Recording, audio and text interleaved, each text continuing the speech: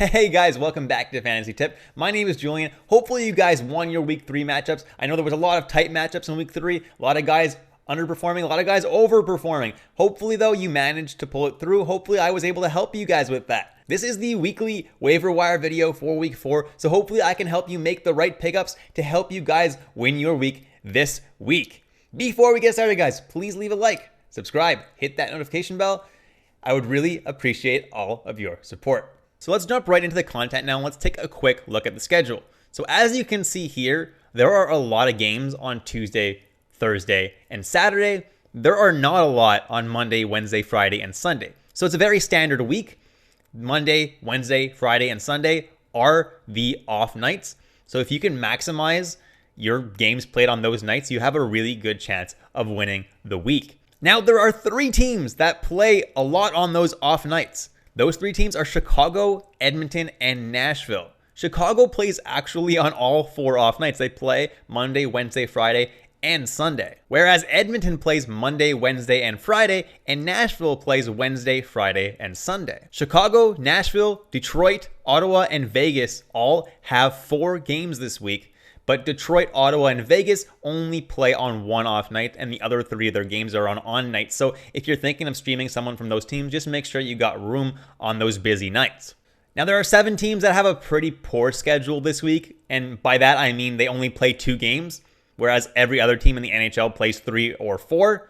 Those teams are Boston, Carolina, Colorado, Columbus, Florida, LA, and Pittsburgh. Jumping into the waiver wire players that I'm suggesting now, and first on the list is Lucas Raymond of the Detroit Red Wings. I've been suggesting him for weeks, and now he's at 46% owned. I probably will not be able to suggest him much longer because he's probably going to be over 50% owned by the time I make my next waiver wire video, guys. So Lucas Raymond, yeah, I know Detroit's been getting really lucky, and they've been scoring a lot more than usual, but Raymond is playing on the top line and the top power play in Detroit, so he's not going to continue on the insanely hot pace he's been on, but he's still going to have a pretty solid year. I still like picking up Raymond if he's on your free agency. Next are Jonathan Toews and Kirby Dach of the Chicago Blackhawks, and I'm suggesting them because, like I just said, guys, Chicago has a really awesome schedule this coming week.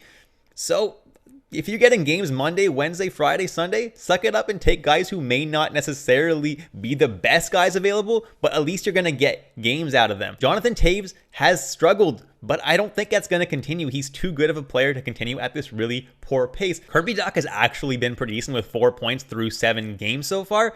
And once Patrick Kane comes back, he's going to be centering Kane and DeBrincat most likely. So he's definitely a really good streamer for this coming week. Next is someone I've been suggesting from the very beginning, and that is Jared McCann of the Seattle Kraken. And he's been doing great. He's been a point per game per Seattle the entire season. And yeah, he's their 3rd line center right now, but what does that really mean? Like, that line's been the most productive line, and he's getting plenty of ice time, getting plenty of power play time, and Brandon Tanem's been really hot, his line mate, so I'm not worried about Jared McCann right now. Next is Blake Coleman. He's someone who's been great for peripherals. The dude loves to shoot, and he loves to hit. So if you have those stats in your league, he makes for a great pickup. He should be a lot higher than 39% owned. And I think it's only a matter of time before we kick Sean Monahan off that top power play. I really like Blake Coleman as a permanent addition to your team. Next is Zach Kassian. And yeah, I know it's Zach Kassian, so my expectations are not super high for him. But he's playing pretty well. He's at a point per game pace through 5 games, playing on Edmonton's 3rd line. The only reason I'm suggesting him is because Edmonton has a very favorable schedule this week. They play Monday, Wednesday, and Friday, so I would definitely consider streaming him for those 3 games, especially if you're in a league that counts hits, because Kassian tends to hit a lot. That brings me to my Manscaped must-add player of the video, Victor Olofsson. Get 20% off and free shipping with the code FANTASYTIPPED at manscaped.com. Get yourself that Performance Package 4.0 or get it for your father, for your brother, or for your buddy. Not only does it come with the Lawnmower 4.0 for down there and the Weed Whacker for your nose and your ear hairs, but it also comes with amazing liquid formulation to keep the boys fresh on and off the ice. So guys, head over to manscaped.com, get your Christmas shopping done early, and use the promo code FANTASYTIPPED for 20% and free shipping on your order. That's 20% and free shipping on your order with the code word FANTASYTIPPED. Thanks so much, guys. Victor Olofsson has been their best player, and Buffalo's been surprisingly good so far. He has 8 points through 7 games. Now, I'm not suggesting that that's going to continue the entire season, but he's a very good player, and as long as he stays hot, Olofsson makes for a pretty good ad. And Buffalo has a pretty easy schedule this week. They play San Jose, Seattle, and Detroit. So not exactly defensive juggernauts, I think. That Olofsson definitely makes for a good streamer this week if you're able to fit him in your lineup. Next is Eli Tolvanen, and he's playing second line with Johansson and Connor. And I liked him earlier in the season a lot because he was shooting the puck. He seems to have slowed down a little bit in terms of shots on goal.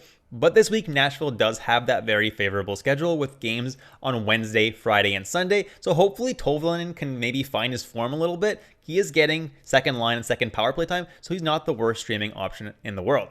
Next is Derek Brassard of the Philadelphia Flyers, only 10% owned, and he has 6 points through 6 games. Like, he's doing really great. Yeah, I know he's playing on a line with Atkinson and Farabee, who are just way overperforming right now. But as long as those guys stay hot, Brassard is a guy that you can definitely have on your team, and he's a second-line center in Philadelphia until Kevin Hayes returns. So until that point, Brassard definitely has a good amount of value. Next, I got Ryan Johansson of the Nashville Predators, currently centering a line with Tolvanen and Luke Kunin, getting some top power play time, and he's playing better than a lot of people thought he was going to play. He's actually got 6 points through 7 games, which is much better than Johansson's done in recent seasons, so honestly, guys, makes for a pretty good streamer for this week because Nashville has a really great favorable schedule. This is Mikael Granlund of the Nashville Predators, and I actually like him a little bit better than Ryan Johansson. Just like Johansson, he has 6 points in 7 games, which is great, but he gets to play top line with Philip Forsberg and top power play with Johansson and Philip Forsberg, so I'm a little bit higher on Granlund than I am on Johansson, and Granlund shoots the puck a little bit more as well. Next, I have Matt Duchene, who also plays top line with Philip Forsberg and Mikael Granlund, and also gets top power play time. He's been doing pretty decently as well. He's got 5 points through 7 games.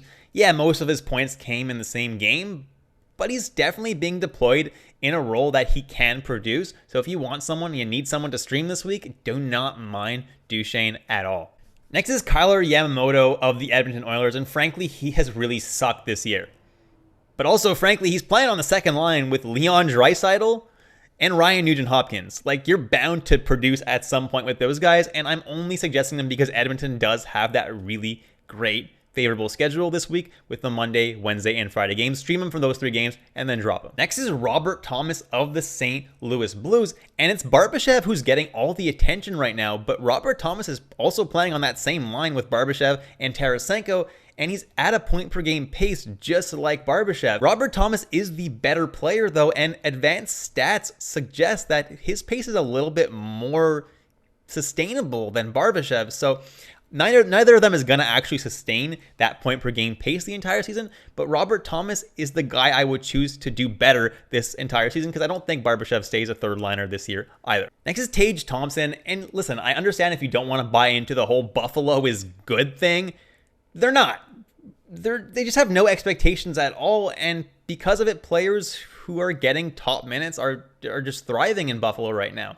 Thompson is averaging 5.3 shots per game right now, and he's putting up some pretty decent numbers skating top power play and top line alongside Victor Olofsson. The nice thing about Tage Thompson is he could gain that center eligibility really soon because he has been playing as a center. Next is Warren Foegele of the Edmonton Oilers, and this is really for deep leagues. But so far, Fogel's put up 3 points in 6 games, so he's getting a point every 2 games.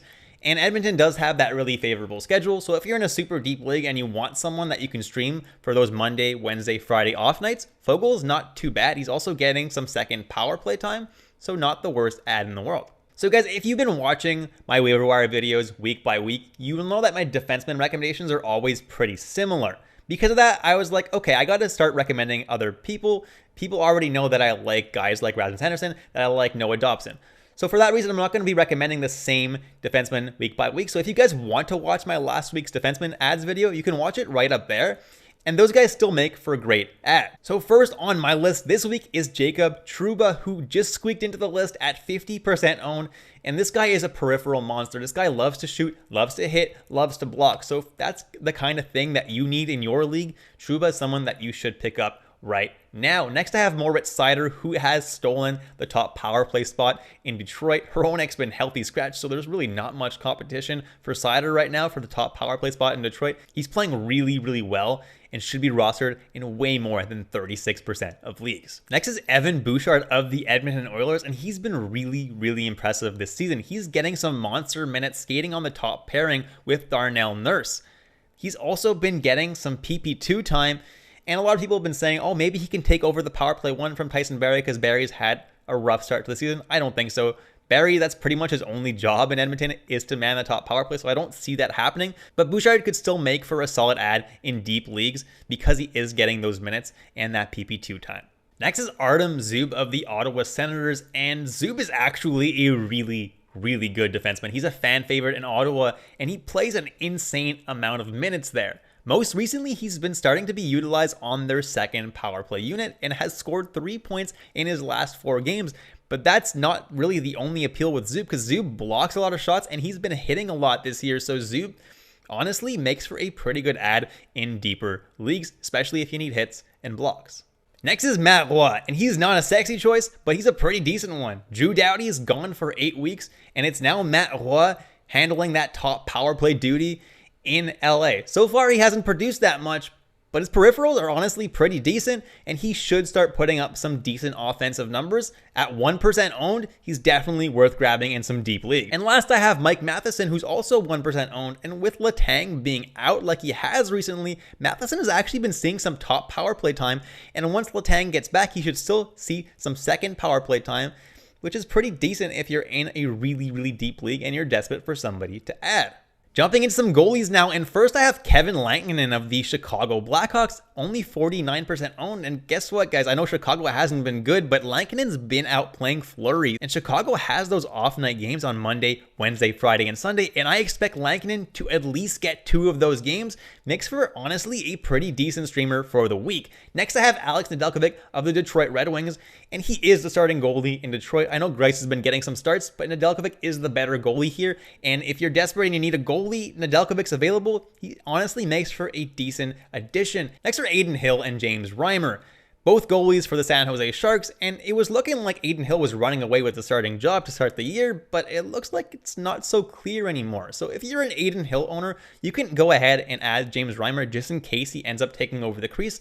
I'm not entirely sure that that's actually going to happen, but it's probably worth just to be safe. Or even if you don't have Aiden Hill and you're desperate for a goalie, well, James Reimer seems to be getting a decent amount of starts right now, so he is not the worst ad. And last, I have Craig Anderson, who's 18% owned, the starting goalie for the Buffalo Sabres, and honestly, he has been unreal. He's just been putting on some crazy performances, and as long as Buffalo stays hot and Craig Anderson keeps playing well, he's someone that I don't mind having on my team. And that's it, guys. Thank you so much for watching all the way through. Please leave a like, subscribe, hit that notification bell. Hope you guys enjoyed the content today, and I'll catch you in the next episode of Fantasy Tipped.